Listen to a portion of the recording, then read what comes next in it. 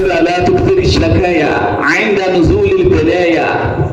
تعلم من خير البرايا ودع كاشف الرزايا so o ti béèrè fún tiẹ̀ o ti béèrè fún tiẹ̀ àwọn èèyàn bẹ́ẹ̀ ti ń béèrè fún láti ọ̀dà àti kó jáde gbogbo èèyàn olólùfẹ́ tẹ́ ti béèrè fún tẹ́rà náà tó sì ti wà lọ́wọ́ yìí kódà tẹ́ lọ́ọ̀jì ẹ̀ bí lọ́ọ̀jì ẹ̀ ni ẹ sanwó ọpọlọ tẹ́ ẹ̀ sán ọlọ́wọ́ bó bá wa sọ yín lẹ́sàn olórí ọlọ́wọ́ bó bá wa gbàdúrà tẹ̀yìn náà ọlọ́wọ́ bó bá wa dúpẹ́ fẹ́yìn náà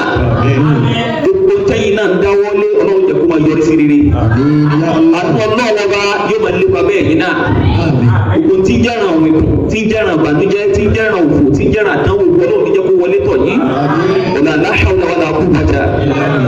ìwọ náà tọ́ ti ń dájọ́ sí má dájọ́ sí má ìwọ náà wàá mú tiẹ̀ lọ́ọ̀jì ẹ̀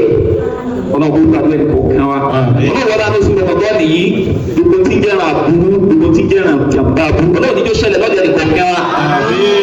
ọ̀nà aláhàwọ̀ wà láàkú bàjá àbá àbọ̀fá ni